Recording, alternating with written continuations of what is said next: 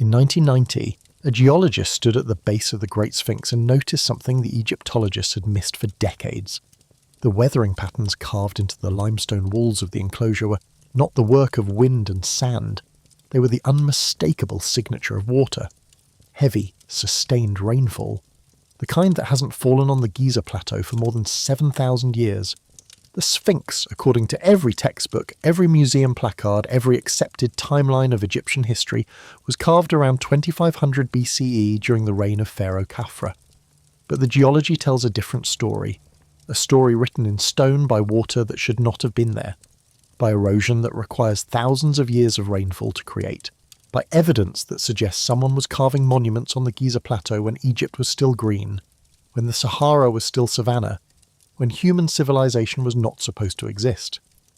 Yet here's what makes this even more remarkable. Beneath the plateau, modern scanning technology has revealed something that mainstream archaeology has struggled to explain.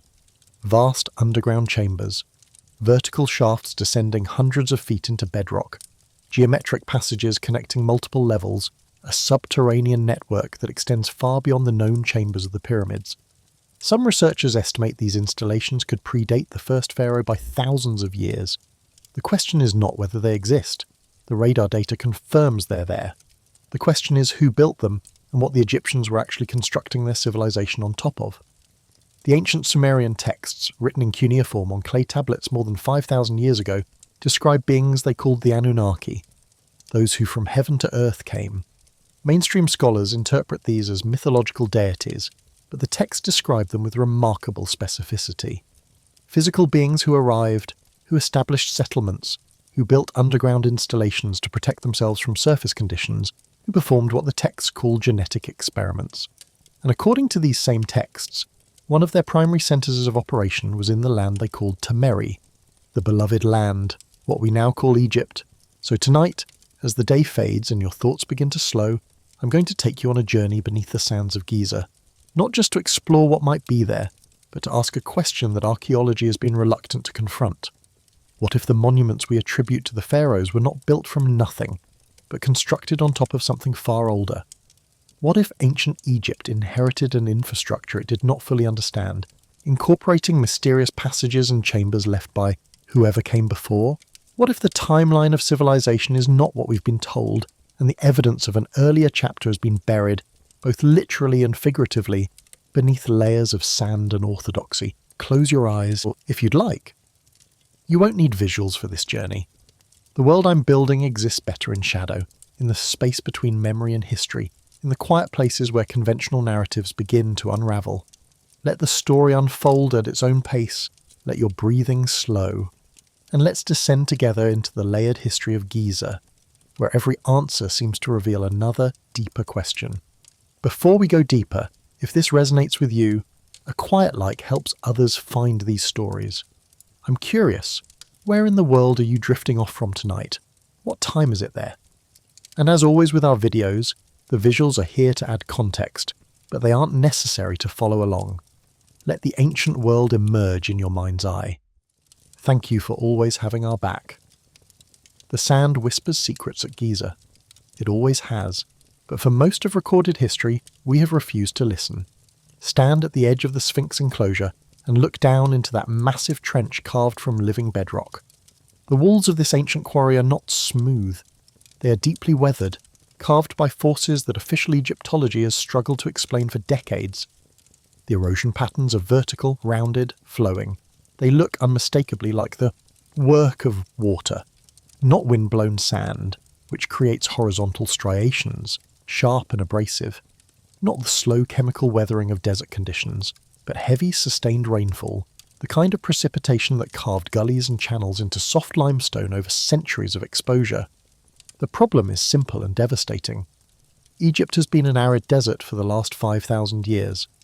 The Sphinx, according to mainstream archaeology, was carved around 2500 BCE, during the reign of Pharaoh Khafre of the 4th dynasty. But the climate data is clear. By that time, the African humid period had long since ended. The Sahara was already a desert. The Nile Valley received perhaps an inch or two of rainfall per year, nowhere near enough to create the kind of deep water erosion visible on the Sphinx and its enclosure walls. In 1990, a geologist named Robert Schoch travelled to Egypt with a simple mission. He was accompanying an alternative researcher named John Anthony West, who had long argued that the Sphinx was far older than conventional dating suggested. West wanted a trained geologist to examine the monument and provide a scientific assessment. Schoch agreed, expecting to confirm the standard timeline and put the matter to rest. He was a respected academic with a doctorate from Yale. He believed in evidence, in the scientific method, in peer review. What he found changed everything. Schoch spent weeks at the site examining every inch of the Sphinx enclosure, comparing the weathering patterns to other structures on the Giza plateau that were unquestionably from the 4th dynasty. The difference was stark. The mastaba tombs, the subsidiary pyramids, all the structures that archaeologists could definitively date. Khafra's era showed only wind erosion, the characteristic desert weathering of 5,000 years of sandblasting. But the Sphinx and its enclosure walls told a different story, a story written in water. After careful analysis, Schoch made a claim that would make him a pariah in mainstream Egyptology and a hero to alternative researchers. The Sphinx, he concluded, had to have been carved during a much wetter period in Egypt's climate history. Not 2500 BCE, but at least 7,000 years earlier. Perhaps as far back as 9500 BCE, or even earlier, to the end of the last ice age, when North Africa was still green and lush, when seasonal rains still fell on the Sahara, when the climate was wet enough to support the kind of sustained precipitation that could carve those deep channels into limestone over millennia. If Schoch was right, the implications were staggering. The Sphinx would predate the first pharaoh by thousands of years. It would predate the unification of Upper and Lower Egypt. It would predate the invention of writing, the development of agriculture in the Nile Valley, the entire foundation of Egyptian civilization as we understand it. The Sphinx would have been built not by the Egyptians at all, but by someone else. Some earlier culture, some forgotten civilization that possessed the organizational capability, the technical knowledge, and the sheer ambition to carve a massive monument from bedrock and then maintain it through enough centuries of rainfall to leave those telltale marks of water erosion. The academic establishment reacted with predictable fury. Egyptologists lined up to denounce Schoch. They argued that he had misinterpreted the weathering patterns, that groundwater seepage could explain the erosion, that wind and sand over 5,000 years could create vertical channels, that any number of geological processes could account for what looked like rain damage without requiring a radical redating of one of Egypt's most iconic monuments. Zahi Hawass, Egypt's most famous archaeologist and then the guardian of antiquities, dismissed the theory as pseudoscience, fantasy, an insult to serious scholarship. But Schoch's geological credentials were impeccable. He was not an amateur with a fringe theory. He was a trained scientist presenting empirical observations. The weathering patterns were real. The climate data was undeniable. Something had carved those deep flowing channels into the walls of the Sphinx enclosure, and wind-blown sand was not a convincing culprit. The debate has raged for more than 3 decades now, and it shows no signs of resolution. But what it has done, what Schoch's controversial claim has accomplished, is force us to consider a possibility that makes conventional historians deeply uncomfortable. What if there was a sophisticated culture in the Nile Valley long before dynastic Egypt? What if the monuments we attribute to the pharaohs were not built from scratch, but constructed on top of, around, and incorporating far older structures? What if the Egyptians were not the original architects of Giza, but the inheritors of a legacy they themselves did not fully understand? This is not speculation for speculation's sake. This is a question with physical evidence demanding answers. Because the Sphinx is not the only anomaly at Giza, it is simply the most visible. Beneath the plateau, hidden from casual view, there is another world entirely. A world of shafts and tunnels, chambers and passages, subterranean structures that the ancient Egyptians knew about, incorporated into their temples and tombs, but did not build. Structures that were already ancient when the first pharaoh placed his crown on his head.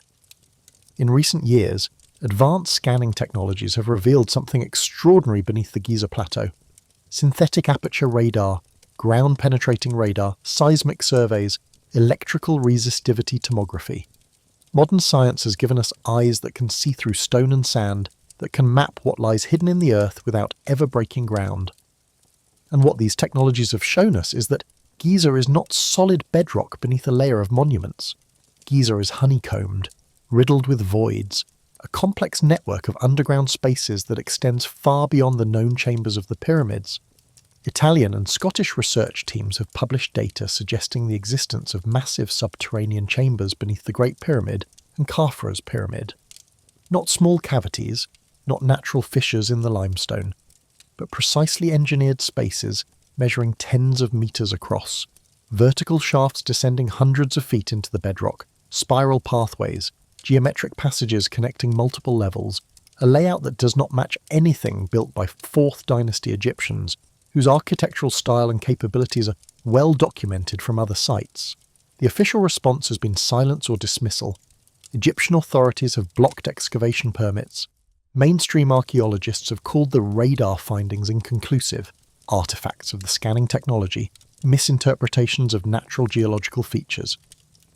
But the researchers stand by their data. The anomalies are real. The underground structures exist. One structure we know for certain is real because it has been physically excavated is the Osiris shaft. Located near the causeway of Khafra's pyramid, this vertical shaft descends more than 100 feet through solid limestone to a series of chambers at different levels. At the bottom, 35 meters down, there is a room containing a massive granite sarcophagus surrounded by an artificial water channel. The entire chamber is designed to flood when connected to the underground aquifer, creating an island in the middle of subterranean water, a physical manifestation of the Egyptian myth of the primordial mound emerging from the waters of chaos. But here is the question that official archaeology cannot adequately answer. Who built the Osiris shaft? The granite sarcophagus and the religious symbolism are clearly Egyptian, dating to the late period, around the 7th or 6th century BCE. But the shaft itself, the cutting through solid limestone, the precision of the excavation, the hydraulic engineering required to control the water flow from the aquifer, all of this suggests a level of sophistication that seems extraordinary even for late-period Egypt. And some researchers have noted that the shaft appears to incorporate older structures, that the Egyptians may have been excavating into and modifying a pre-existing underground complex rather than creating something entirely new. Sediment analysis from radar scans of the surrounding area shows signs of water erosion and mineral deposits tied to Nile flooding events that occurred before Egypt's first dynasty.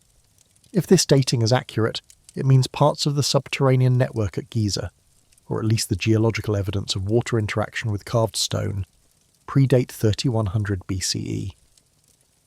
The Osiris shaft is not alone. Historical records from explorers in the 1800s describe strange wells and sealed passages near the Sphinx. French archaeologist Pierre-Jean Mariette mapped anomalies in the area in the 1860s and the 1880s. Between 1929 and 1939, prominent scholars George Reisner, Hermann Juncker, and Selim Hassan traced a line of cavities between the Sphinx and Khafra's pyramid. After their investigations, the area was largely forgotten, or perhaps deliberately left alone. The Greek historian Herodotus, writing in the 5th century BCE, described something even more extraordinary. He claimed that beneath the pyramids of Giza there was a vast labyrinth containing 3,000 chambers, many of them hidden underground, including a large subterranean pyramid. He wrote that Egyptian priests told him the foundation of the plateau had been deliberately engineered, that chambers were made on the hill where the pyramids stand, intended as burial places for the original rulers, and supplied with water by a channel brought in from the Nile. He described underground passages, an island in the middle of subterranean water where a king was buried. For centuries, Herodotus's account was dismissed as myth, the kind of exaggerated tale ancient travellers loved to tell. But the discovery of the Osiris shaft, with its island, sarcophagus and water channels, suggests that Herodotus may have been describing something real, something he had been told about by Egyptian priests who still remembered, even in his time, 2,000 years after the pyramids were built, that there was a hidden world beneath Giza, a world that predated the pharaohs. This brings us to the most controversial question of all. If there is an older layer at Giza, a subterranean infrastructure that the Egyptians built upon but did not originate, who created it? The conventional answer, for those willing to entertain the possibility of pre-dynastic structures at all, is that there must have been an earlier, unidentified human culture in the Nile Valley. A sophisticated group who developed monumental architecture before the rise of dynastic Egypt and then vanished, leaving only their underground works behind, which the later Egyptians incorporated into their own religious and burial complexes. But there is another answer, an answer that comes not from Egypt but from ancient Mesopotamia, from the clay tablets of Sumer, from texts written in cuneiform that tell a story the academic world has long dismissed as mythology, but that alternative researchers insist is history. A story of beings who came from the sky, who possessed advanced technology, who created humanity as a workforce, and who built their first settlements not on the surface but deep underground, in carefully engineered chambers and tunnels designed to protect them from the harsh conditions of an alien world. The Anunnaki, those who from heaven to earth came. If we are going to explore the possibility that ancient Egypt was built on top of an older civilization, we must first understand who the Anunnaki were supposed to be, what the ancient texts actually say about them, and why the theory of their involvement in human history has become one of the most persistent and controversial ideas in alternative archaeology. The name Anunnaki comes from ancient Sumerian texts, the oldest written records of human civilization, dating back more than 5,000 years to the cities of southern Mesopotamia, in what is now Iraq. Sumer was the birthplace of writing, of complex urban society, of organised religion and centralised government. And in the myths and legends of Sumer, preserved on thousands of clay tablets covered in wedge-shaped cuneiform script, the Anunnaki appear again and again as the principal deities, the gods who ruled over heaven and earth. In mainstream academic understanding, the Anunnaki are simply the Sumerian pantheon. Divine beings, personifications of natural forces, mythological fables of figures whose stories served religious, political, and cultural functions for the people who worship them. They are no more real than Zeus or Odin, Thor or Shiva. They are humanity's ancient attempt to explain the world, to give meaning to existence, to create narratives of power and morality. But in 1976, a man named Zecharia Sitchin published a book called The 12th Planet that would change how millions of people understood these ancient gods. Sitchin was not a trained archaeologist or a professional linguist, though he was fluent in modern and ancient Hebrew and had studied cuneiform. He was an independent researcher with a radical idea. What if the Sumerian myths were not myths at all? What if they were historical accounts, literal descriptions of real events involving extraterrestrial visitors? Sitchin's theory was audacious. He claimed that the Anunnaki were an advanced alien race from a planet called Nibiru, a world on a vast elliptical orbit that brings it into the inner solar system once every 3,600 years. According to his translation of ancient texts, Nibiru was dying. Its atmosphere was eroding. The only solution was to suspend fine gold particles in the stratosphere to reflect heat and light, creating an artificial shield.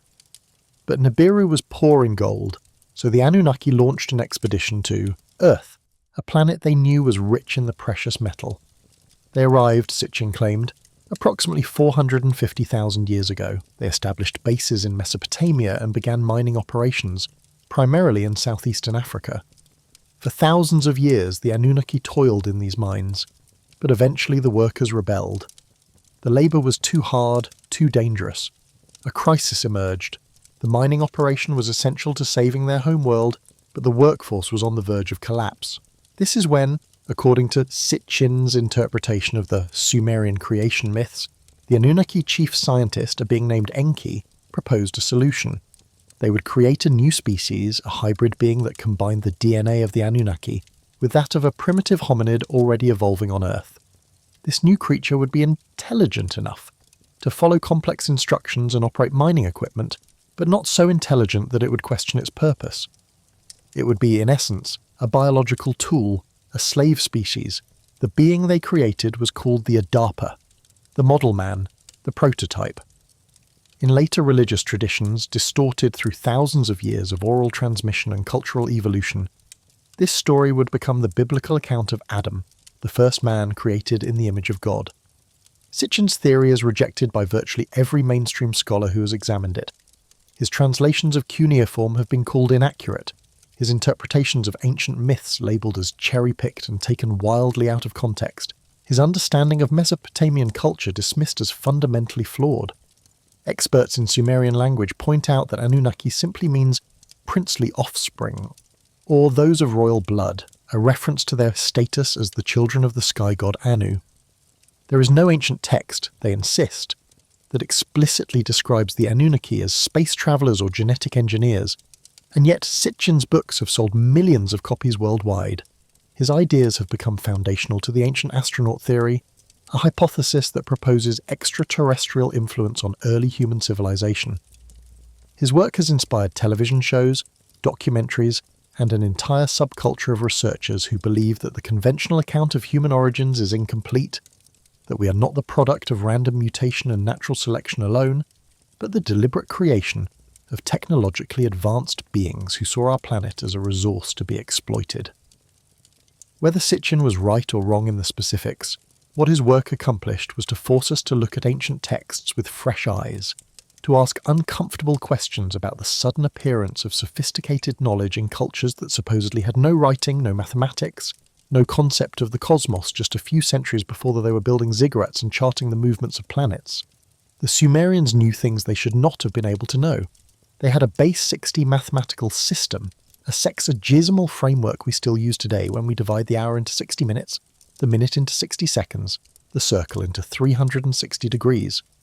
They understood the precession of the equinoxes, a 25,920-year cycle caused by the slow wobble of Earth's axis, a phenomenon that would require centuries of precise astronomical observation to detect. They could predict lunar eclipses. They had detailed star catalogues. They describe planets that are not visible to the naked eye.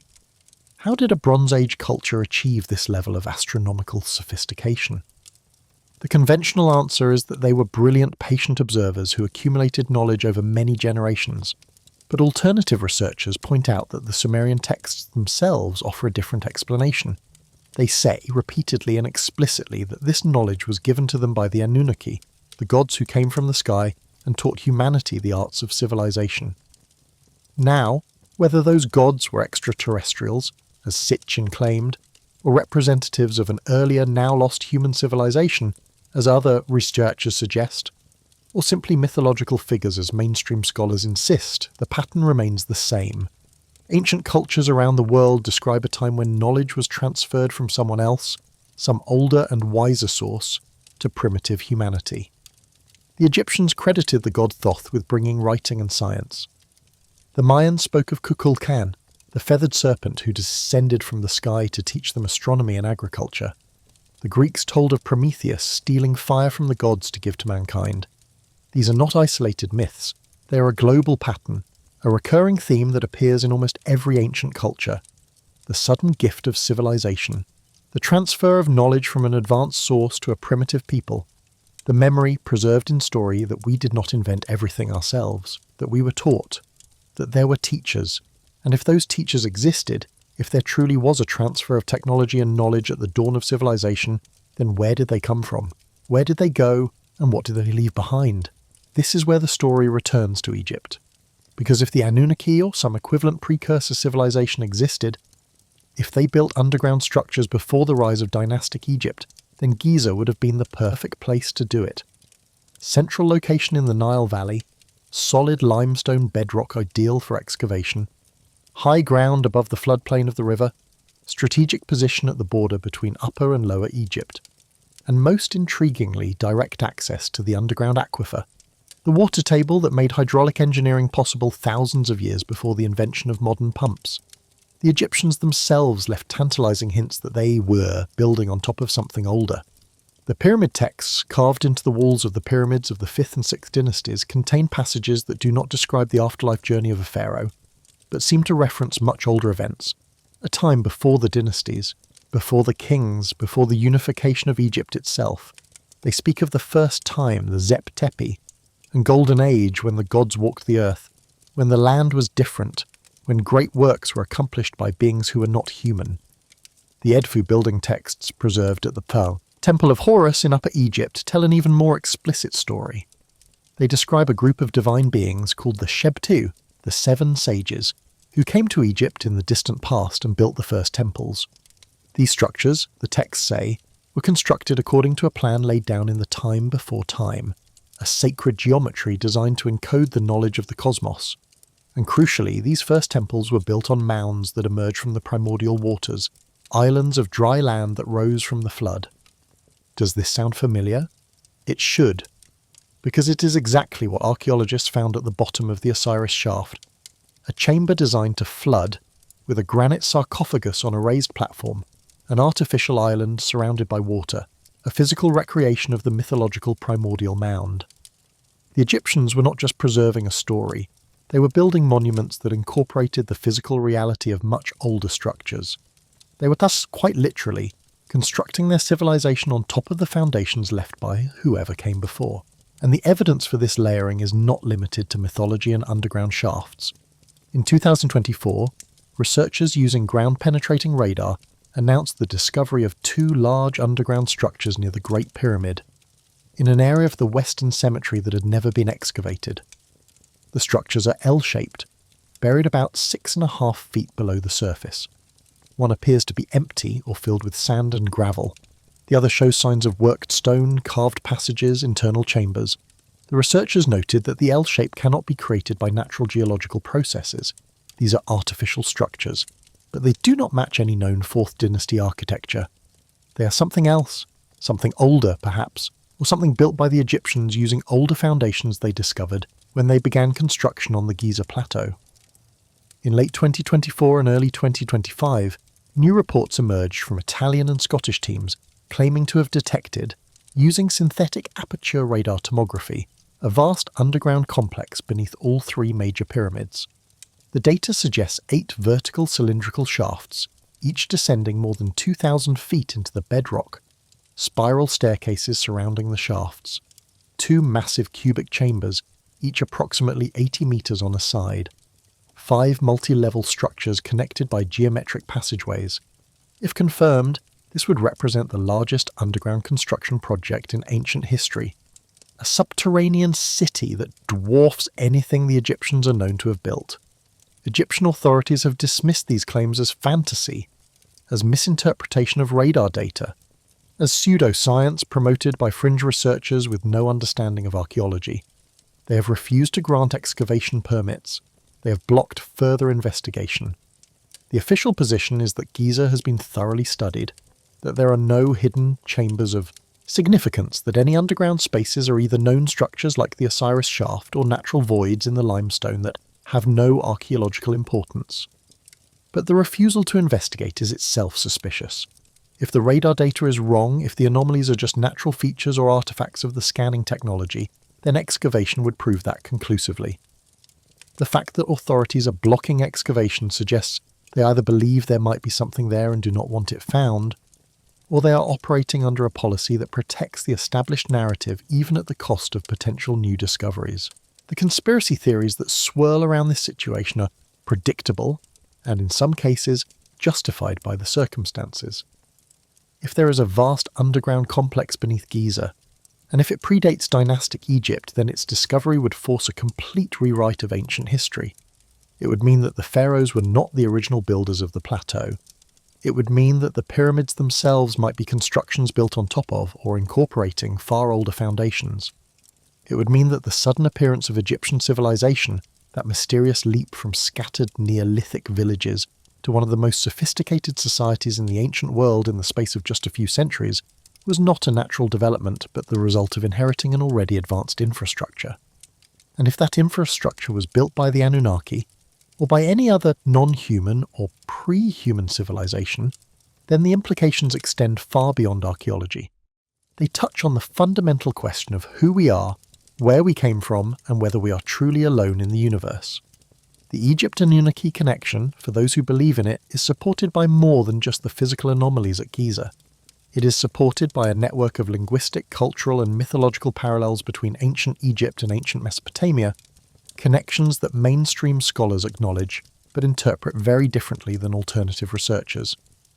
The most important Egyptian cult centre, located at Heliopolis in Lower Egypt, was called Anu by the ancient Egyptians. This name is startlingly similar to Anu, the name of the supreme god of the Sumerian pantheon, the father of the Anunnaki, the ruler of the heavens. Is this a coincidence, a linguistic accident, or evidence of a shared origin, a memory of the same divine beings worshipped under slightly different names by two cultures separated by 1,000 miles of desert? The Egyptian texts speak of the Anu people, described as the gods of the earth, the first inhabitants of the Nile Valley. Alternative researchers interpret this as a reference to the Anunnaki themselves, or their human Anunnaki hybrid offspring, who settled in Egypt after the Great Flood and established the foundations of what would become pharaonic civilization. Mainstream scholars insist the Anu people were simply the indigenous inhabitants of the Heliopolis region, that the name has no connection to the Sumerian Anu, that the similarity is coincidental. But the parallels do not stop with names. The mythologies of Egypt and Sumer share deep structural similarities. Both cultures describe a pantheon of gods who are not abstract spiritual entities, but beings with physical bodies, with families, with conflicts and alliances that shape the world. Both describe a time when these gods walked among humans, when they ruled directly over cities and kingdoms, when they performed mighty works of construction and engineering. Both describe the catastrophic flood that destroyed the world and forced the gods to intervene to save a remnant of humanity.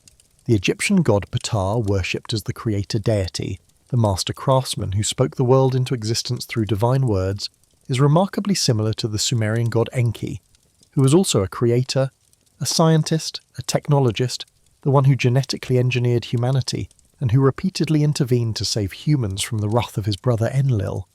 Some researchers identify Ptah and Enki as the same being, worshipped under different names by different cultures who had both been in contact with him. The Egyptian god Thoth, depicted as an ibis-headed figure, was the god of writing, magic, science, and wisdom. He was said to have come from a distant land, bringing knowledge that elevated humanity from barbarism to civilization.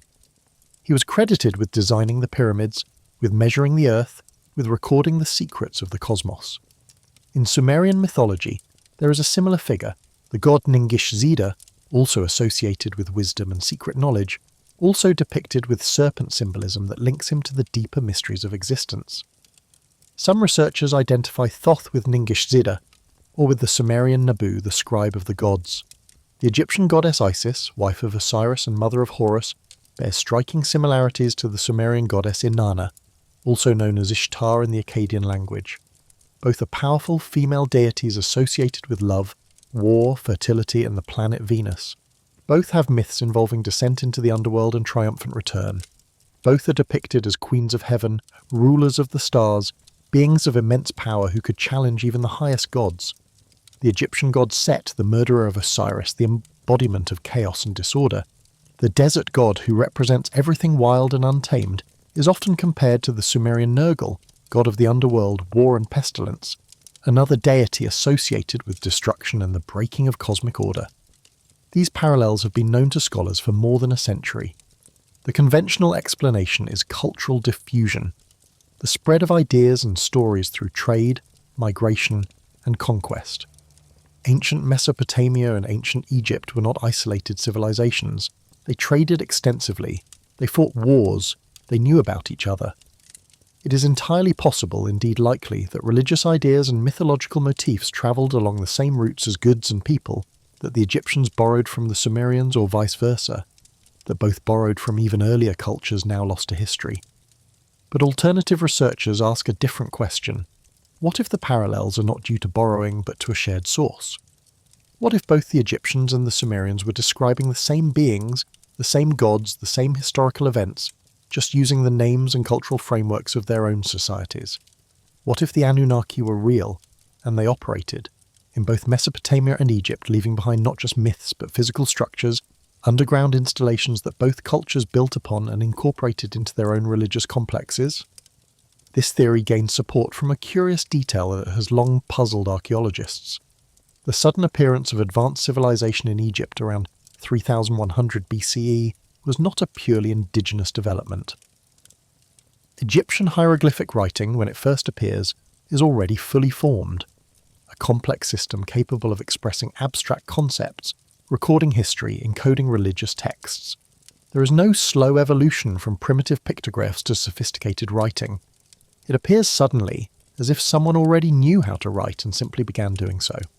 Similarly, the astronomical and mathematical knowledge that underpinned Egyptian architecture, the ability to align pyramids to true north with astonishing precision, the understanding of pi and the golden ratio, the knowledge of the Earth's circumference and the relationship between the Earth and the Moon, all of this appears without any evidence of the trial and error process you would expect from a culture developing these concepts for the first time.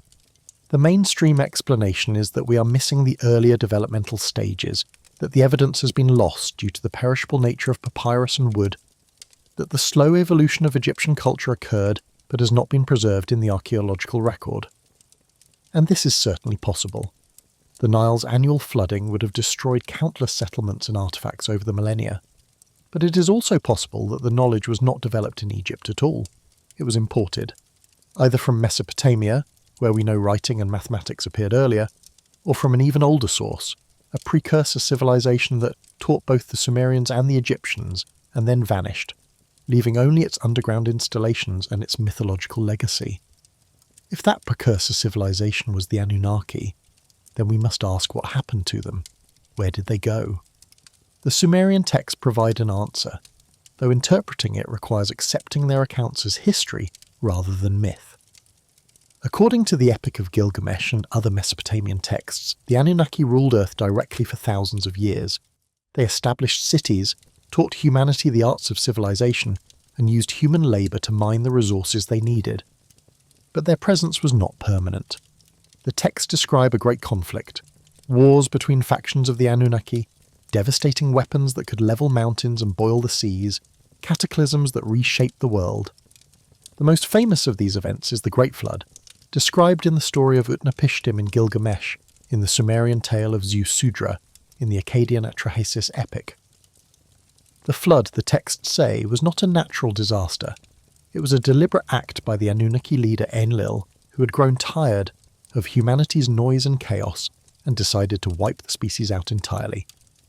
But his brother Enki, who had created humanity and felt a paternal responsibility for his creatures, defied the decision and warned a human named Utnapishtim to build a boat and save himself, his family, and the seed of all living things. After the flood, the relationship between the Anunnaki and humanity changed.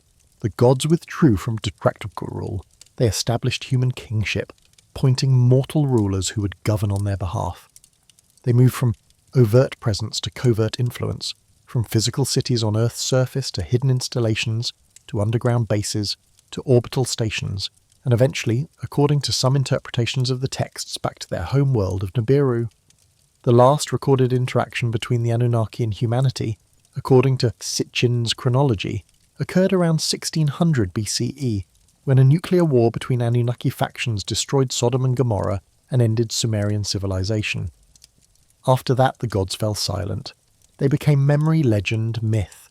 But if they built extensive underground installations, if they established bases deep beneath the deserts of Egypt and Iraq, then those structures would still exist, sealed perhaps, hidden, forgotten, but not destroyed, waiting beneath the sands for someone to rediscover them.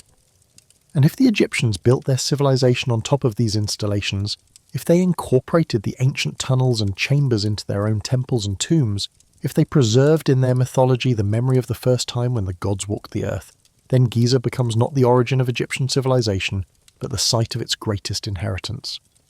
The plateau where the old world and the new world meet, the place where human ambition built upon inhuman foundations. This layering of civilizations, this idea that the past is not a single continuous thread, but a series of rises and falls, of advanced cultures appearing and vanishing, of knowledge gained and lost and rediscovered, is deeply unsettling to conventional history. We want to believe in progress, in the steady march from primitive to sophisticated, from cave paintings to computers. We want to believe that we are the pinnacle of human achievement, that nothing before us was as advanced as we are now, but the evidence, both physical and textual, suggests otherwise. The precision of the Great Pyramid's construction, the sophistication of its internal passages and chambers, the alignment to celestial bodies with an accuracy that modern engineers struggle to match using computer-aided design, all of this points to a level of knowledge that seems incongruous with a Bronze Age culture that had only recently invented writing. The official explanation is that the Egyptians were simply much better engineers than we give them credit for, that they developed techniques we have not yet rediscovered, that their methods were lost when their civilization declined and were never properly recorded. And this may be true, but it requires us to believe that they achieved this level of precision using copper tools, wooden sledges, and no knowledge of the wheel or the pulley, devices we consider fundamental to any advanced construction. The alternative explanation is that they did not build the pyramids from scratch. They built them on top of existing foundations, using pre-existing shafts and passages, incorporating underground structures that were already there when the first dynasty began. They were extraordinarily skilled architects and builders, yes, but they were working with a template, a plan laid out by someone else, perhaps thousands of years earlier. This is not to diminish the achievements of the Egyptians. They accomplished extraordinary things. They ruled the Nile Valley for 3,000 years, longer than any other continuous civilization in human history. They developed mathematics, medicine, literature, art. They created a culture so rich and enduring that its influence can still be felt today. But they may also have been the inheritors of something even greater, the heirs to a lost civilization, the custodians of ancient knowledge they preserved even as they forgot where it came from. Consider the mystery of the Ben stone. According to Egyptian tradition, the very first sacred object, the prototype for the pyramidion that capped every pyramid and obelisk, was the Ben stone that sat atop the primordial mound at Heliopolis. This stone, the texts say, came aboard the boat of Ra, the sun god, in the earliest days of creation. It was not made by human hands, it descended from the sky. This sounds like mythology, but what if it is describing a real object? A stone or metallic artifact that arrived from the sky, that was placed on the primordial mound by the gods, and that became the sacred prototype for all later Egyptian architecture? What if the pyramid shape itself is not a human invention, but an attempt to recreate the form of this original skystone? The word pyramid does not come from Egyptian. It comes from Greek, pyramis, which might derive from the Egyptian poema, meaning that which goes up to heaven. The Egyptians themselves called these structures Mista, which can be translated as place of ascension or place of transformation. Not tombs, not monuments to ego, but functional structures with a specific purpose, a purpose that may have been related to the original purpose of the underground installations on which they were built. Some researchers have proposed that the pyramids were not tombs at all, but power plants, machines designed to harness geothermal energy or to focus electromagnetic radiation, to transmit power wirelessly, or to communicate across vast distances. These theories, dismissed as fringe pseudoscience by mainstream Egyptology, gain circumstantial support from some curious facts. The Great Pyramid is built directly over a natural underground water source, the aquifer that feeds the Nile. Water flowing through fissures in the bedrock would create piezoelectric effects in the quartz-containing limestone, generating small electrical charges. The shafts that run from the king's and queen's chambers, long assumed to be air shafts for ventilation, have been shown to align with specific stars, suggesting a more complex function than simple airflow. The sarcophagus in the king's chamber is not a coffin. It was carved from a single block of granite, a material chosen not for its beauty but for its acoustic properties. When struck, it resonates at a specific frequency. The chamber itself, built entirely of granite blocks, is designed like a resonance chamber, a space where sound and vibration could be amplified. What was it amplifying? What purpose did this serve? If we are willing to entertain the possibility, just for a moment, that the pyramids were built on top of much older structures, that the elaborate internal passages and chambers were designed not just for burial but for some other function, then many of the mysteries surrounding these monuments begin to make more sense. The precision becomes necessary rather than excessive. The materials become chosen for their properties rather than their appearance. The alignments become functional rather than symbolic. And beneath it all, deep underground, hidden in the sealed shafts and chambers that radar suggests are there, might be the original installations, the Anunnaki complex, the infrastructure they built when they first arrived 450,000 years ago to begin their mining operations and genetic experiments. A network of tunnels and chambers designed not for humans, but for beings with different needs, different physiology, different technology. The Osiris shaft, with its flooded chamber and island sarcophagus, might have been a water management system, a way to control the underground aquifer and use it for cooling or hydraulics or chemical processing. The vertical shafts descending hundreds of feet into bedrock might have been elevator shafts, access tunnels or ventilation systems for underground facilities that extended far deeper than anyone has yet excavated. The massive cubic chambers suggested by radar, each 80 meters on a side, would be large enough to house industrial equipment, genetic laboratories, storage facilities, living quarters for a substantial population of Anunnaki and their human workers. If such chambers exist, if excavation were permitted, and confirmed their presence, it would be the archaeological discovery of the millennium. It would prove that Giza is not what we thought it was. Not a necropolis built by pharaohs for pharaohs, but a site that has been continuously occupied and modified for thousands of years, with layers of construction and use extending far beyond the 4th dynasty, down into the pre-dynastic period, down into the Neolithic, down perhaps to the end of the Ice Age itself. The water erosion on the Sphinx would not be an anomaly requiring explanation. It would be expected.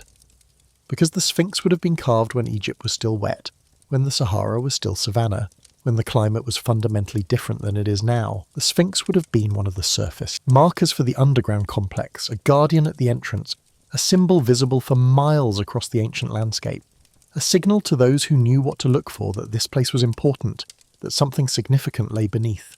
Why a Sphinx? Why a creature with a lion's body and a human head? Alternative researchers note that in the geological age, when Schoch dates the carving of the Sphinx, around 10,500 BCE, the constellation Leo would have risen directly in front of the monument at the spring equinox, the moment of sunrise on the day when day and night are equal length. The Sphinx would have been gazing at its celestial counterpart, a lion in the sky watching a lion on the ground. This astronomical alignment is too precise to be coincidental. But more than that, the lion is a solar symbol, an animal of power and kingship. And the human head, according to some researchers, was not the original. If you look at the Sphinx today, the head is noticeably too small for the body. It is out of proportion. This suggests that the head was recarved at some point, reduced in size by the removal of weathered stone, reshaped from whatever original form it had into the stylized human face we see today. Most researchers believe this recarving was done by the Egyptians, possibly by Khafre or a later pharaoh, to make the monument more recognizably Egyptian, to claim it as their own by giving it a human face, perhaps even the face of the pharaoh himself. But if the head was originally something else, if it was a full lion's head in proportion with the body, then the Sphinx would have been even more ancient, carved at a time when representing a human face on a divine monument was not yet part of Egyptian iconography. It would have been purely a lion, the sun beast, the guardian, the watcher of the east. The more you look at the physical evidence, the more you examine the structures with an open mind, the more difficult it becomes to accept the conventional narrative. There are too many anomalies, too many things that do not quite fit, too many questions that conventional archaeology cannot adequately answer. Why is there no evidence of the development of Egyptian pyramid building technology? The step pyramid of Djoser, traditionally dated to the 3rd dynasty, is already a sophisticated structure, a multi-tiered monument of cut stone that required advanced planning and engineering. But there are no earlier, simpler prototypes, no progression from mud brick to stone, from small to large. The technology appears fully formed, as if the knowledge already existed and was simply applied once the political and economic conditions were right. Why do the pyramids at Giza show dramatically different levels of construction quality? The Great Pyramid of Khufu is built with extraordinary precision. The Pyramid of Khafre, built by Khufu's son, is nearly as impressive. But the Pyramid of Menkaure, the third and smallest of the trio, is significantly cruder. The blocks are not as carefully cut, the alignment is less precise, the overall construction quality is noticeably inferior. This is backwards. If the Egyptians were developing pyramid building technology, each successive pyramid should be better than the last, showing improved techniques and accumulated knowledge. Instead, the quality declines, as if the builders of the later pyramids were copying earlier structures without fully understanding the principles behind them, as if they were working from memory of something they had seen but could not fully replicate. Why do certain architectural elements appear at Giza that are not found anywhere else in Egypt? The so-called relieving chambers above the king's chamber in the Great Pyramid, a massive granite block, arranged in a corbelled arch to distribute the weight of the pyramid above, represent an engineering solution that was never used again in any later pyramid or temple. Why? If this was an Egyptian invention, a clever solution to a structural problem, why was it not incorporated into the standard architectural vocabulary? Unless it was not an invention at all, but a feature of a pre-existing structure that the builders incorporated because it was already there and they simply built around it, not fully understanding its purpose but recognizing that it was important. The conventional timeline of Egyptian civilization is based primarily on written records, the king lists and dynastic chronologies preserved on temple walls and papyrus scrolls. But what if these records do not tell the complete story? What if the Egyptians themselves did not know the full history of their own civilization, because it extended back beyond the reach of their collective memory? The Egyptian priest Manetho, writing in the 3rd century BCE, compiled a history of Egypt that divided the pharaohs into 30 dynasties. But before the first dynasty, before the unification of Upper and Lower Egypt under the pharaoh Menes, around 3100 BCE, Manetho described an earlier period he called the time of the followers of Horus, semi-divine kings who ruled for thousands of years, and before that a time when the gods themselves ruled Egypt. Modern historians dismiss this as mythology, as the Egyptian equivalent of once upon a time. But what if Manetho was preserving actual tradition, a memory passed down through generations of priests, of a time before the pharaohs when Egypt was ruled by others? If the Anunnaki were real, if they established settlements in the Nile Valley after the flood, if they ruled over early human populations and appointed hybrid rulers, demigods with Anunnaki bloodlines to govern in their name, then Manetho's pre-dynastic chronology makes sense. It is not myth. It is history. Distorted, certainly. Incomplete.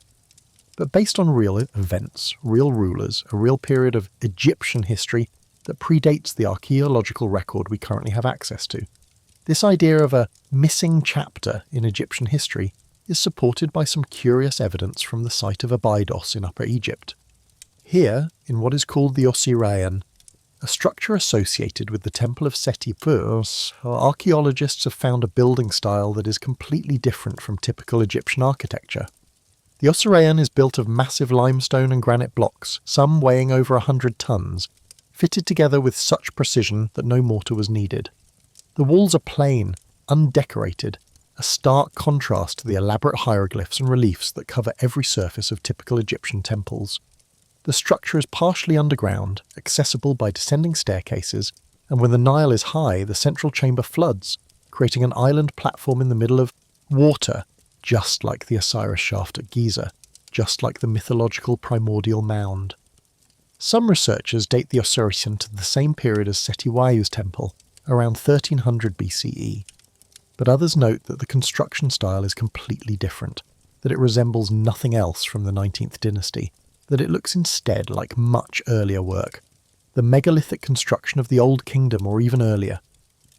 The conventional explanation is that the Osirian was built by Seti I in deliberate imitation of Old Kingdom style, as a way of linking his reign to the glorious past.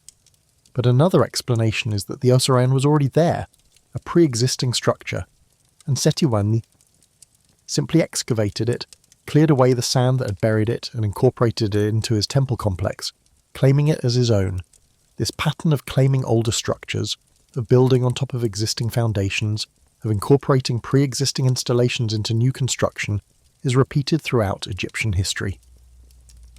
The temple complex at Karnak, one of the largest religious structures ever built, was constructed over a period of 2,000 years by successive pharaohs, each adding their own pylons and halls and obelisks to what was already there.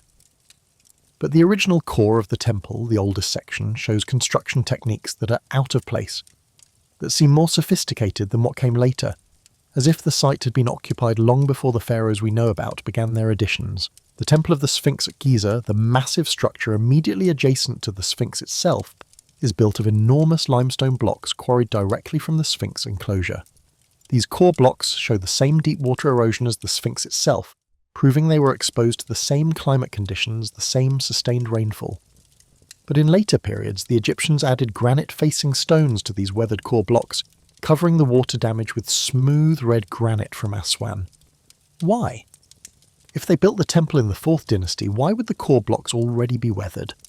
Unless the core blocks were much older, already deeply eroded when the 4th dynasty arrived, and the granite facing was added to restore and beautify a structure that was already ancient. Every time you scratch the surface at Giza, every time you look past the conventional explanations, you find evidence of layering, of older construction beneath newer work, of modifications and additions and incorporations that suggest the site has a much longer and more complex history than official archaeology acknowledges. And underlying all of this physical evidence is the persistent theme in Egyptian mythology of the first time, the Zep Tepi, the golden age when the gods ruled and great works were accomplished. The Egyptians did not claim to have invented their civilization. They claimed to have received it from the gods, from Thoth, who brought writing, from Ptah, who spoke creation into being, from Osiris, who taught agriculture and the arts, from the Shebtil, the seven sages, who built the first temples according to a divine plan. These gods were not abstract entities. They were described as physical beings who lived in specific places, who travelled in boats of heaven, who possessed technology that seemed magical to primitive humans. They were, in every meaningful sense, the Anunnaki under different names, operating in Egypt as they had operated in Mesopotamia, establishing the foundations of civilization and then, for reasons the texts hint at but do not fully explain, withdrawing, leaving humanity to continue on its own. The standard rebuttal to all of this is that we are seeing patterns that are not there, that we are reading too much into ambiguous evidence, that mythology is not history and must not be treated as such. And this critique has merit. We must be careful not to see what we want to see, not to force the evidence to fit a predetermined narrative. The burden of proof in any extraordinary claim must be high, but the burden of proof must also apply to the conventional narrative. When we find water erosion on a monument that supposedly dates to an arid period, we need a better explanation than wind and sand can look like water erosion if you squint. When radar shows massive underground chambers in locations that should be solid bedrock, we need a better explanation than it's probably just natural cavities, without actually excavating to confirm. When the myths of multiple ancient cultures describe the same events, the same beings, the same transfer of knowledge from sky people to primitive humanity, we need a better explanation than they all independently invented similar stories by coincidence. The truth about Giza, about the origins of Egyptian civilization, about the possibility of Anunnaki involvement or any other precursor culture, will only emerge if we are willing to look, to dig, to question, to follow the evidence wherever it leads, even if it leads to conclusions that make us uncomfortable. Because if there is an underground city beneath Giza, if there are sealed chambers containing technology or artifacts, or records from a civilization that predates dynastic Egypt by thousands or tens of thousands of years, then the story of human history is fundamentally incomplete. We are missing chapters. We are missing the most important chapters, the chapters that explain how we went from hunter-gatherers with stone tools to architects who could align massive structures to true north with precision that rivals modern survey equipment, the chapters that explain where the knowledge came from, and if that knowledge came from the Anunnaki, if they were real extraterrestrial visitors who saw Earth as a resource to exploit and humanity as a convenient workforce, then every religious tradition, every creation myth, every story of gods creating man in their own image takes on a new and unsettling meaning. We are not the children of divine love. We are the product of genetic engineering. We were made to serve. And the gods who made us might still be watching from underground bunkers, from orbital stations, from their distant homeworld of Nibiru as it swings back through the inner solar system on its 3,600-year cycle.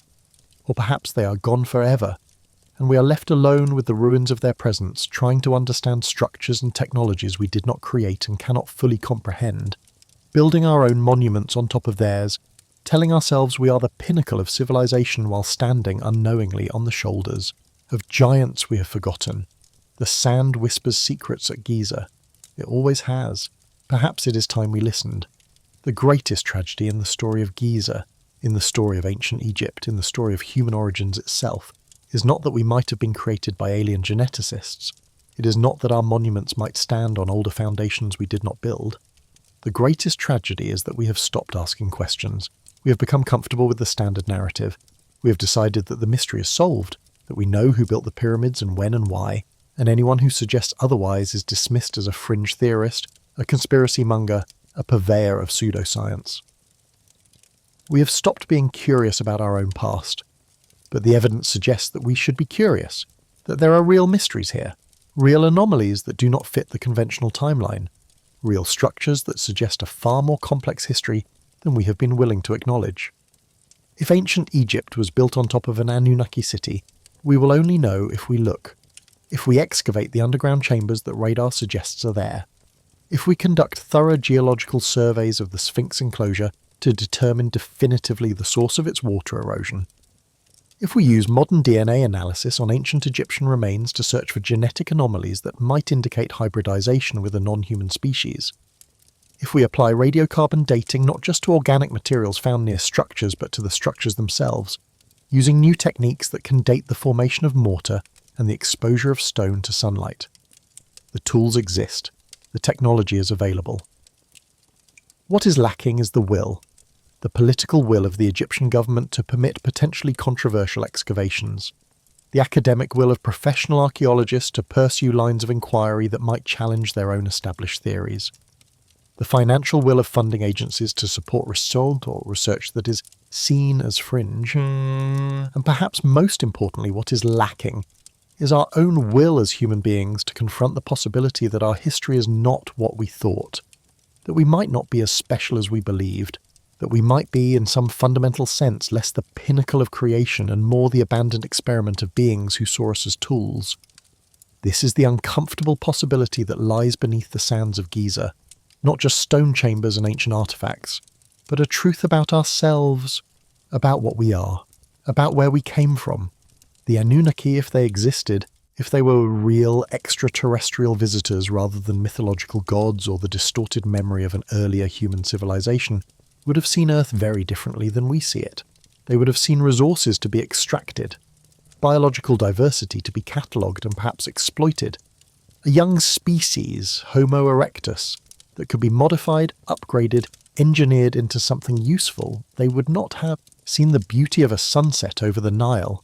They would not have written poetry about the stars. They would have conducted genetic experiments, mining operations, construction projects. They would have built underground installations because they were practical, efficient, protected from solar radiation and temperature extremes.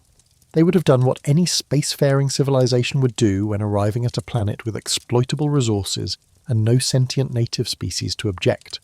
And when they created us, when they mixed their own DNA with that of the primitive hominids they found here, they would have seen us the way we see genetically modified crops or selectively bred livestock. Useful, successful products of biotechnology, but not equals, never equals.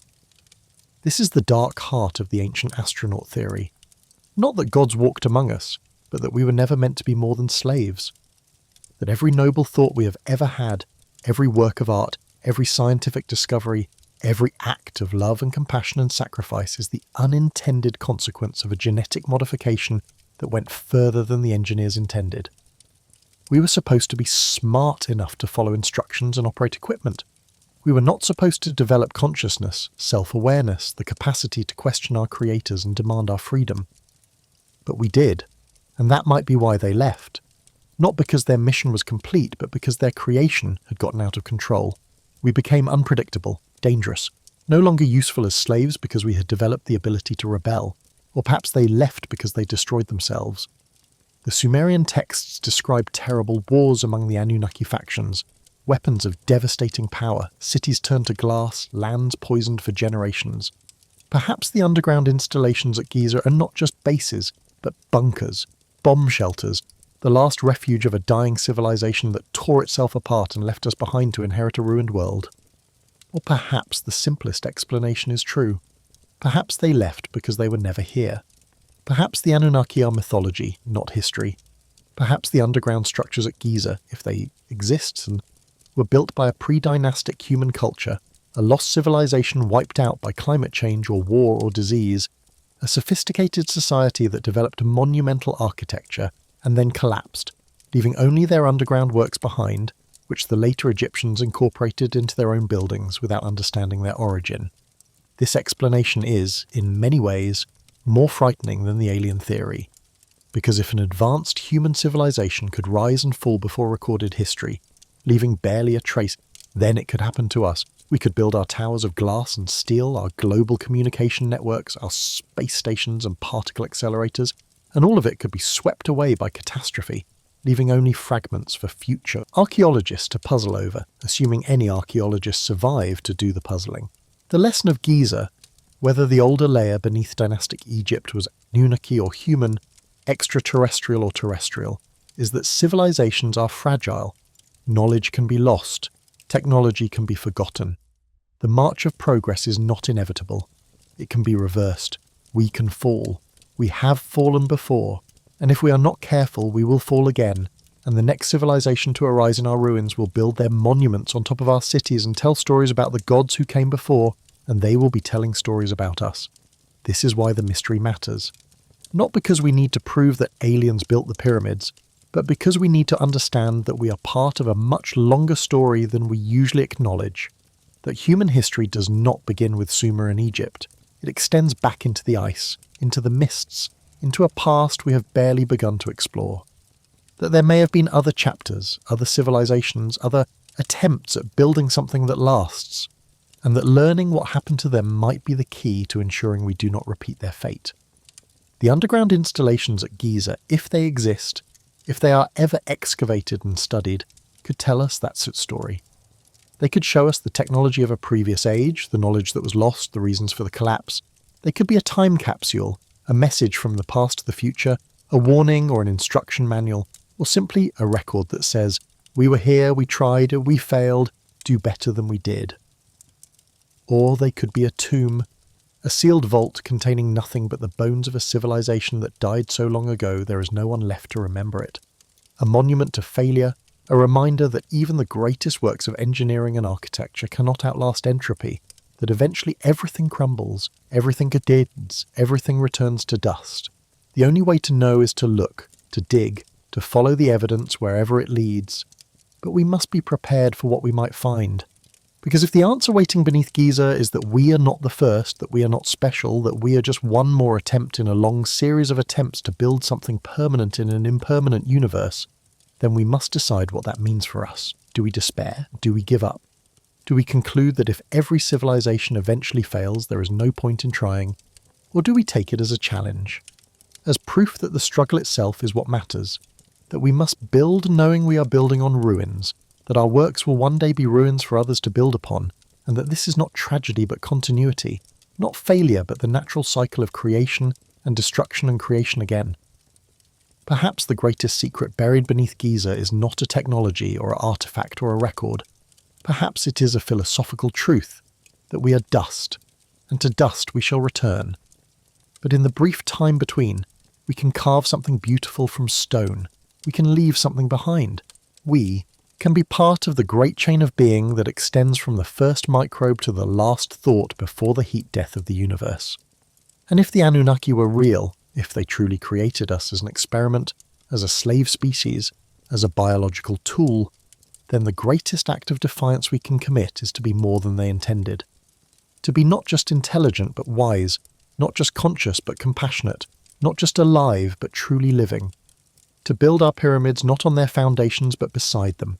To say, yes, we know you are here, yes, we know what you made us for, but we are more than that now. We have exceeded our programming. We have become something you did not plan for and could not control. We have become human, and that, perhaps, is the real answer to the question of whether Egypt was built on top of an Anunnaki city. It does not matter. Because wherever we came from, whoever shaped our DNA, whoever taught our ancestors to write and calculate and build, we are what we have made ourselves. We are the inheritors of a past we do not fully understand, yes, but we are also the architects of a future we have not yet imagined. The sand still whispers secrets at Giza, but we are learning to listen, and in listening, in questioning, in refusing to accept easy answers, we are fulfilling whatever purpose we were made for. We are becoming the storytellers, the record keepers, the archaeologists of our own existence. But Giza is not alone in suggesting a far older chapter of human civilization than conventional history acknowledges. Across the globe there are sites that challenge our comfortable timeline, places that should not exist according to the orthodox narrative, structures that were supposedly built by hunter-gatherers who had not yet invented pottery or agriculture or permanent settlements. The most dramatic example is a place in southeastern Turkey called Göbekli Tepe. Potbelly Hill in Turkish, a name that utterly fails to convey the revolutionary implications of what lies buried there. In 1994, a German archaeologist named Klaus Schmidt began excavating a site that had been identified decades earlier, but dismissed as unimportant. What he found rewrote the entire history of human civilization. Göbekli Tepe is a temple complex. Massive T-shaped limestone pillars, some standing more than 16 feet tall and weighing 20 tons, arranged in circular enclosures. The pillars are carved with intricate reliefs of animals. Lions, foxes, snakes, scorpions, vultures, wild boar. The craftsmanship is extraordinary. These are not crude stick figures scratched onto stone. These are three-dimensional sculptures, beautifully rendered, demonstrating an artistic sophistication that rivals anything from classical Greece or Renaissance Italy. The astonishing part is the date. Radiocarbon dating places the construction of the oldest layers at Göbekli Tepe to 9600 BCE. More than 11,000 years ago, 7,000 years before the Great Pyramid, 6,000 years before Stonehenge, 2,000 years before the invention of agriculture. This temple was built by hunter-gatherers, people who had no metal tools, no wheeled vehicles, no written language, no cities. They were nomadic or semi-nomadic groups who hunted gazelles and gathered wild grains. They lived in small bands, seasonally moving across the landscape. And yet somehow they organised the labour to quarry, carve, transport and erect multi-ton stones. They had the artistic vision to cover these stones with sophisticated iconography. They had the social structure to coordinate what must have been hundreds or thousands of workers over many years. And they had the motivation to build something that was clearly not a dwelling, not a defensive fortification, not a storage facility. It was a temple, a place of ritual, a centre of a religious practice. Göbekli Tepe turned the entire Neolithic revolution narrative upside down. For more than a century, archaeologists believed that agriculture came first, that once humans learned to domesticate plants and animals, they could settle in permanent villages. That permanent settlement led to population growth, social stratification, specialisation of labour, and eventually the resources and organisation needed to build monumental architecture and develop complex religious systems. The progression was supposed to be farming leads to settlement leads to civilization. But Göbekli Tepe proves that the sequence was backwards. Monumental architecture came before agriculture. Complex religious practice came before settlement. The temple was built first and then, perhaps motivated by the need to feed the people who gathered there for ceremonies, the inhabitants of the region began domesticating wild grains, inventing farming not because they had to, but because they wanted to sustain their religious centre. This suggests that spiritual needs, not material needs, may have been the primary driver of civilization. That we built temples before we built houses, that we worshipped before we farmed, that religion, in some fundamental sense, created civilization rather than the other way around. But it also raises the same uncomfortable question that emerges from Giza. How? How did hunter-gatherers with stone tools and no previous experience in monumental construction suddenly develop the organisational capability and technical knowledge to build Göbekli Tepe? There is no evidence of a gradual development, no series of smaller, simpler structures showing a progression of architectural skill. The temple appears fully formed, as sophisticated in its earliest layers as in its later ones. Some researchers suggest that the builders of Göbekli Tepe were not primitive hunter-gatherers, but the survivors of an earlier civilization, one that had been destroyed by Cataclysm. They point to the Younger Dryas impact hypothesis, the theory that around 12,800 years ago, fragments of a disintegrating comet struck the Earth's northern hemisphere, triggering massive wildfires, rapid climate cooling, and the extinction of the megafauna that had dominated the Ice Age landscape. If a sophisticated culture had existed before this impact, its survivors would have been scattered, their infrastructure destroyed, their knowledge fragmented. Göbekli Tepe might represent their attempt to preserve and transmit what they remembered, to encode their astronomical and cosmological knowledge in stone before it was lost entirely. The iconography at Göbekli Tepe supports this interpretation. One particular pillar, known as the Vulture Stone or Pillar 43, is covered with carved symbols that some researchers interpret as a star map, a record of the constellations as they appeared in the night sky around 10,900 BCE, the date of the proposed comet impact. The pillar shows a vulture, a scorpion, a serpent, and other animals arranged in a way that corresponds to recognisable constellations. If this interpretation is correct, then the builders of Göbekli Tepe had sophisticated astronomical knowledge. They understood the precession of the equinoxes, they could map the stars, they were recording a specific astronomical event, perhaps the comet itself, perhaps the altered position of the celestial bodies after the Earth's axis shifted in response to the impact. This is not just speculative interpretation. The animal figures on the pillars correspond precisely to the zodiacal constellations visible from the latitude of Göbekli Tepe at the time of the impact. The scorpion is Scorpio, the vulture is Aquila, the serpent is Hydra. The arrangement is not random, it is deliberate, accurate, suggesting the kind of observational astronomy that should not have been possible for a Neolithic society. And if the builders of Göbekli Tepe had this knowledge, where did they get it? Did they develop it themselves through centuries of patient observation? Or did they inherit it from someone else? From the civilization that was destroyed by the comet? From teachers who survived the catastrophe and passed on what they knew to the scattered bands of hunter-gatherers who would eventually build the temple? This returns us to the Anunnaki, to the persistent global mythology of sky gods, beings who descended from the heavens and taught primitive humanity the arts of civilization. Göbekli Tepe is located in the same region as ancient Mesopotamia, in the cradle of civilization, in the territory where the Sumerian cities would arise thousands of years later. If the Anunnaki established bases in this region, if they survived the Younger Dryas catastrophe and their underground installations, if they emerged afterwards to find their surface cities destroyed and humanity reduced to scattered hunter-gatherer bands, then they might have done exactly what the myths describe. They might have become teachers, the seven sages, the culture bearers, the bringers of knowledge. Göbekli Tepe might have been built not by the Anunnaki themselves, but by humans working under their instruction, preserving in stone the astronomical knowledge and religious symbolism they had been taught.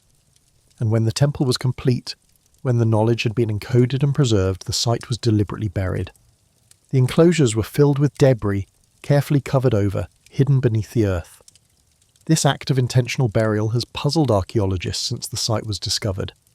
Why would the builders spend years constructing something extraordinary and then bury it?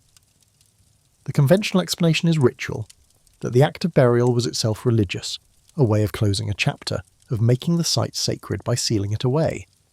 But another explanation is preservation, that the builders knew catastrophe could come again, that knowledge could be lost again, and they wanted to ensure that future generations, if they were capable of finding and excavating the site, would have access to the information encoded there.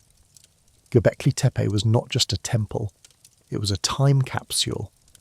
And if the pattern of older structures being buried and later structures built on top holds true globally, if it is not unique to Giza, but a universal principle of how civilizations rise and fall and rise again, then we must consider the possibility that everything we think of as ancient is actually relatively recent, that beneath our oldest sites there are even older sites, layers upon layers going back not thousands of years but tens of thousands, perhaps hundreds of thousands of years.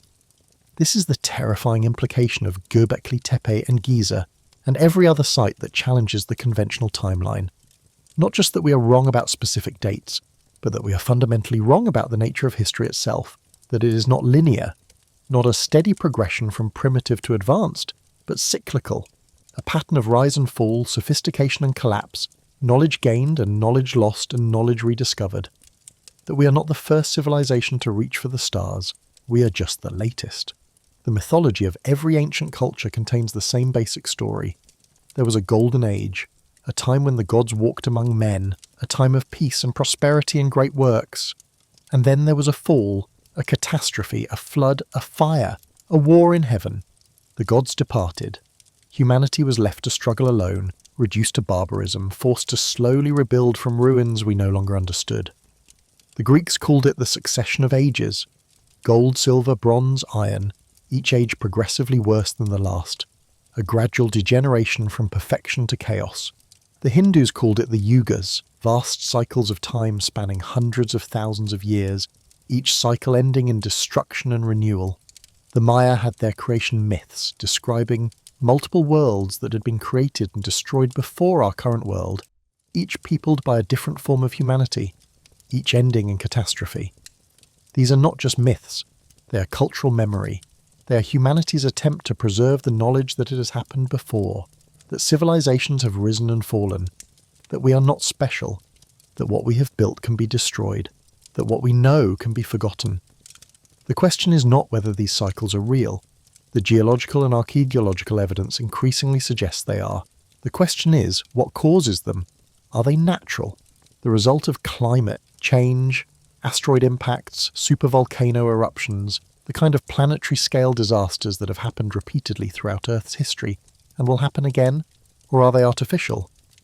The result of wars between factions of a non-human or advanced human civilization, the kind of devastation described in ancient texts like the Mahabharata, with its talk of weapons that could vaporize entire armies, of flying machines called vimanas, of radiation poisoning and nuclear winter. The ancient Indian epics describe weapons called Brahmastra and Pashupatastra that could destroy entire regions, that left behind a residue that caused hair and nails to fall out, that contaminated water and food, that made the land uninhabitable for generations. This sounds disturbingly like descriptions of nuclear weapons and radiation sickness. Are these just imaginative exaggerations, or are they based on real events? Real weapons, real destruction that occurred so long ago that by the time the epics were written down, the original events had been mythologized but the essential details preserved. And if such weapons existed in the distant past, who built them? Advanced humans, the Anunnaki, some other non-human intelligence that has been interacting with Earth for far longer than we realize. The Silurian hypothesis, proposed by astrophysicists Adam Frank and Gavin Schmidt in 2018, asks a fascinating question. If an industrial civilization had existed on Earth millions of years ago, would we be able to detect it in the geological record? Their conclusion was sobering. If that civilization had collapsed and all its infrastructure had been subsumed back into the Earth through erosion and geological processes, we might find only the faintest traces. Unusual concentrations of certain isotopes in rock strata, anomalous layers of carbon or heavy metals, but no buildings, no artifacts, nothing recognizable as technology. Deep time erases almost everything. If the Anunnaki arrived 450,000 years ago, as Sitchin claimed, then most of what they built would be gone by now. Surface structures would have weathered away completely. Only the deepest underground installations carved into solid bedrock, protected from erosion and oxidation, would survive, and even those would be difficult to identify, because the access shafts would have collapsed, the entrances would have been sealed by sediment, the interior spaces would have been invaded by groundwater and filled with dissolved minerals over the millennia. This might explain why we have not found more physical evidence of the Anunnaki, if they existed, not because they were not here, but because deep time is a more effective destroyer of evidence than we usually acknowledge. What we interpret as natural caves and fissures in the bedrock might be the remnants of artificial tunnels and chambers, their worked surfaces eroded smooth, their precise geometry degraded by geological processes until they are indistinguishable from natural features unless examined with extreme care using modern technology. The shafts at Giza that historical records describe, the ones that 19th century explorers mapped and then were forgotten, might be exactly this. Ancient artificial structures, hundreds of thousands of years old, so weathered and degraded that only the basic form remains, enough to indicate human or non-human modification, but not enough to definitively date or identify the builders. This is why modern scanning technology is so important. Ground-penetrating radar, seismic surveys, electrical resistivity tomography, these tools can see what human eyes cannot. They can detect voids and density anomalies deep underground. They can map structures without excavating them. They can identify features that would otherwise remain hidden forever beneath sand and stone. And what these technologies are revealing at sites around the world is that the underground landscape is far more complex than surface archaeology suggests. Beneath Rome, there is an entire city of catacombs and aqueducts and forgotten temples extending dozens of feet below the modern streets. Beneath Istanbul, there are vast cisterns and underground fortifications dating back thousands of years. Beneath Mexico City, archaeologists have found layers of earlier cities, Aztec temples built on top of older structures, Teotihuacan ruins incorporated into later construction. The pattern is universal. We build on top of what came before. We incorporate older foundations into new construction because it is easier than starting from scratch. We tell ourselves that the old structures were built by our immediate ancestors, by the people we have records of, because the alternative, that they were built by someone we do not know, someone we have no memory of, is too unsettling to accept. But the evidence forces us to accept it. The water erosion on the Sphinx, the underground chambers at Giza, the impossible sophistication of Göbekli Tepe, the astronomical knowledge encoded in myths and monuments, the global flood stories, the persistent theme of sky gods teaching humanity. All of it points to the same conclusion. There was someone else here before us, and whether that someone was extraterrestrial visitors like the Anunnaki, or an earlier human civilization that achieved sophistication and then collapsed, or some combination of both, the result is the same. Our history is incomplete. Our timeline is wrong. Our understanding of who we are and where we came from is based on a foundation of missing information and unexamined assumptions.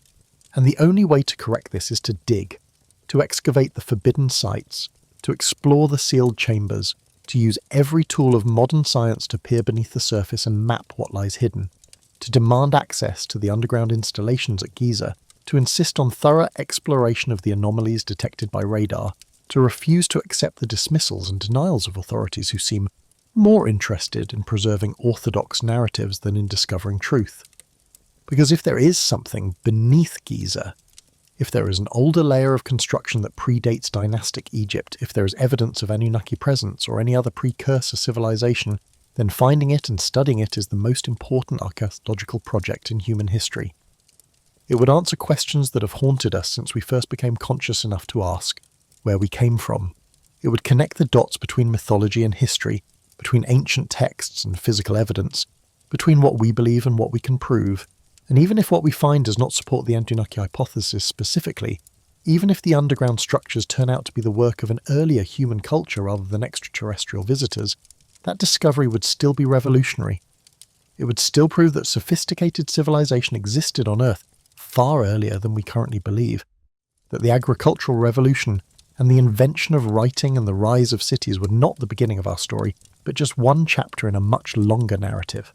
This is what is at stake at Giza, not just the reputations of archaeologists or the validity of competing theories, but our entire understanding of human history, our place in the universe, our relationship to the past and the future, whether we are alone in the cosmos, or whether we have always been part of a larger story, a galactic drama that extends far beyond our small planet and our brief existence upon it. The sand whispers these questions, and it is time we had the courage to answer them.